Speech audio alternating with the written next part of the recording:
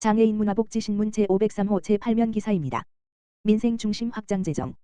부천시 내년 2조 5,145억 원 편성. 부천시는 지난 12일 재정안정과 민생회복을 최우선 목표로 한 2026년 예산안 2조 5,145억 원을 편성해 시의회에 제출했다. 이번 예산안은 2025년 본예산 2조 4,378억 원보다 767억 원이 증가한 규모로 세출 조정을 통해 확보한 재원을 바탕으로 확장적 재정 기조를 유지하면서 민생안정과 지역경제 회복에 중점을 뒀다. 특히 복지, 일자리, 교통, 문화, 경제 등 시민 체감도가 높은 분야의 예산을 집중 배분했다. 복지 분야에는 임산부 맘 편한 택시, 3억 원, 초등 입학준비 지원금, 4억 원, 임신 사전 건강관리 등 아이 키우기 지원 사업을 강화하고 노인 장애인 일자리와 장애인 활동 지원급여도 확대했다. 또한 친환경 농산물, 31억 원, 지마크 축산물 학교급식 지원, 10억 원, 어린이 건강과일 공급, 13억 5천만 원 등 먹거리 안전을 위한 예산도 반영했다. 경제 활성화 분야에서는 지역화폐 부천페이를 2천억 원 규모로 발행해 지역 소비 촉진과 골목상권 회복을 도모한다. 청년 정책으로는 청년문화예술 패스, 2억 원, 청년 월세 한시 지원, 23억 원, 청년 기본소득, 77억 원 등을 반영했다. 아울러 교통도시 인프라 개선을 위해 광역버스 노선 신설, 5억 3천만 원, 프리미엄 부스 운행, 2억 4천만 원, 버스 공공관리제 확대, 136억 원 등을 편성해 대중교통 이용 환경을 개선하고 지하차도 대피 유도시설 설치, 제설창고 건립 등 재난 대응 기반도 강화했다. 부천역 일대 막장 유튜버 피해 방지를 위한 대응 예산도 마련했다. 조용익 부천시장은 재정이 어려운 상황 속에서도 시민 삶에 꼭 필요한 곳에 예산이 반영될 수 있도록 신중히 살펴 예산을 편성했다며 확장적 재정 운용을 통해 민생의 안정을 도모하고 부천의 미래를 준비하는 데 최선을 다하겠다고 말했다. 이어 시의회와도 긴밀히 협력해 시민이 실질적으로 체감할 수 있는 변화를 만들어가겠다고 덧붙였다. 제17회 더불어음악회 부천시청에서 성황리 개최. 발달장애인과 비장애인이 함께 만드는 음악축제 제17회 더불어음악회가 지난 11월 6일 부천시청 어울마당에서 성황리에 열렸다. 이번 음악회는 4. 경기장애인 부모연대 문화예술단이 주최하고 부천시 부천문화재단 부천시의회가 후원했으며 장애와 비장애의 경계를 허무는 예술교류의 장으로 17년째 이어지고 있다. 무대에는 한 해 동안 갈고 닦은 실력을 마음껏 펼치는 감동의 시간이 펼쳐졌다.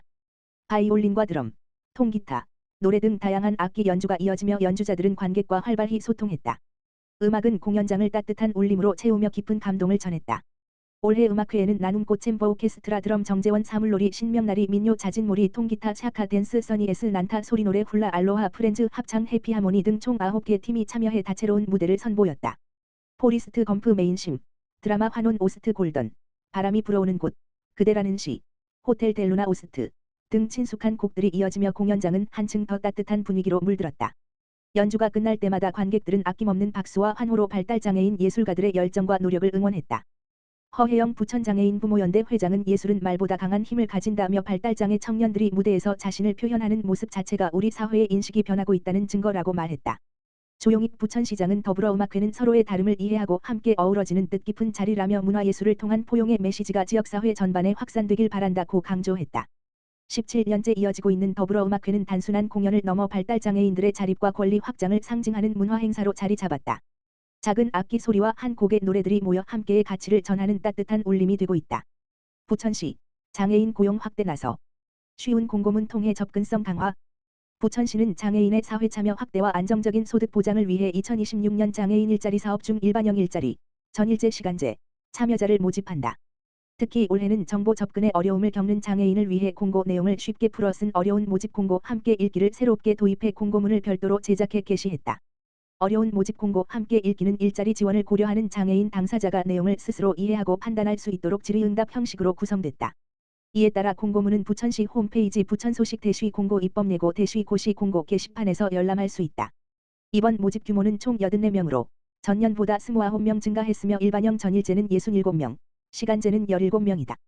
복지 일자리 80번 지명과 특화형 일자리인 발달장애인 요양보호사 보조 8명은 사업 수행기관 선정이 마무리되는 11월 말부터 12월 초 사이에 별도로 공고할 예정이다.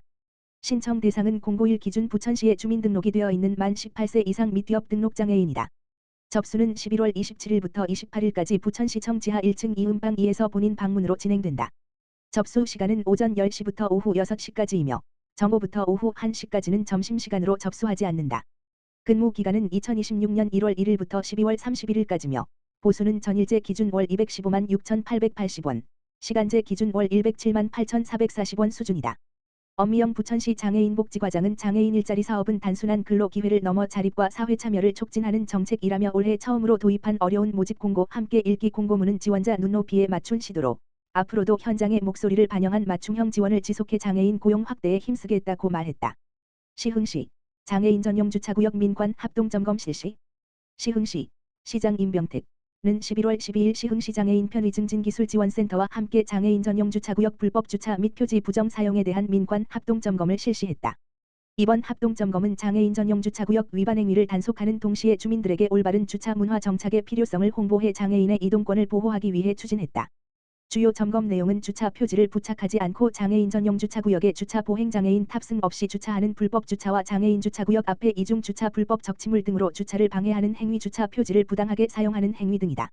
이날 관내 공공시설과 군서초 공영주차장, 시흥어울림 국민체육센터, 시화병원 앞 도로 주차장, 정왕동 홈플러스 메가푸드마켓의 장애인 전용 주차구역을 집중으로 점검했으며 위반 행위 적발 대상자에게 주차 위반 10만원, 고의적 주차 방해 50만원, 자동차 표지 부정 사용 200만원의 과태료를 부과할 예정이다. 심윤식 시흥시 복지국장은 장애인 전용 주차구역은 이동에 불편함이 있는 장애인의 기본적인 이동권을 보장하기 위해 마련된 소중한 공간이다라며 앞으로도 꾸준한 홍보와 계도로 올바른 주차 문화가 자리 잡을 수 있도록 적극 지원하겠다라고 밝혔다. 김주삼 부천시 의원. 장애인 고용은 사회적 가치 실현의 중심. 지난 7일 부천시의회 김주삼 의원은 2025년 제1회 한국장애인 표준사업장 생산품 박람회가 개최되고 있는 서울광장을 찾아 장애인 표준사업장 운영 현황을 둘러보고 관계자들과 의견을 나눴다. 김 의원은 평소 장애인 문제에 관심이 많다며 장애인 표준사업장 제품 전시회가 열린다는 소식을 듣고 직접 방문하게 됐다고 말했다. 김 의원은 전시된 제품들을 살펴보며 장애인 표준사업장이 제조업에만 국한된 곳인 줄 알았는데 다양한 업종에서 장애인 고용을 창출하는 사업장이 많다는 점이 인상적이었다고 밝혔다. 이어 각 제품과 사업에 담긴 열정을 보며 행정 주도가 아니라 민간에서 사회적 가치를 스스로 실현하고 있다는 사실에 큰 감동을 받았다고 평가했다. 또한 김 의원은 장애인 표준사업장협회 부스에서 현장 관계자들과 간담회를 갖고 장애인 채용 확대 방안과 정책적 개선 필요 사항을 청취했다. 그는 이번 박람회를 통해 장애인 고용을 늘릴 수 있는 다양한 아이디어를 들을 수 있었다며 우리 장애인들이 사회에서 소외되지 않도록 지방정부 차원에서도 역할을 강화해야 한다고 강조했다. 김 의원은 시청, 교육청, 공공기관 등 지역의 모든 공공조직이 장애인들에게 조금만 더 관심을 기울인다면 장애인도 다른 시민들처럼 충분히 행복하게 살아갈 수 있다고 말하며 시민들의 관심과 참여를 요청했다. 또한 김 의원은 장애인 고용 현장과 꾸준히 소통하며 제도적 보완점을 찾아 나가겠다며 장애인 고용 확대를 위한 지속적인 노력을 약속했다. 내년 1월 1일부터 교통약자 이동수단 등 이용요금 인상. 시흥시 시장 임병택은 내년 1월 1일부터 교통약자 이동수단, 특별교통수단 바우처 택시 및 행복택시 이용요금을 인상한다. 이번 인상은 경기도 시내 일반버스 요금이 지난 10월 25일부로 200원 인상됨에 따라 요금 체계를 일원화하고 이용자 혼란을 최소화하기 위해 시행 시기를 내년으로 조정한 조치다. 교통약자 이동수단인 희망내바퀴 및 바우처 택시는 모두 기본요금이 기존 10km 1,500원에서 1,700원으로 각각 200원 인상된다. 희망내바퀴의 경우 10km 초과 시 5km당 100원이 추가되는 요금 구조는 기존과 동일하게 유지된다. 바우처 택시 역시 기본요금만 인상되며 총 이용요금 1만 5천원을 초과할 경우 초과 금액은 기존 체계가 그대로 적용된다. 대중교통 소외지역 시민들의 이동 편의를 위해 운행 중인 행복택시 요금도 조정된다.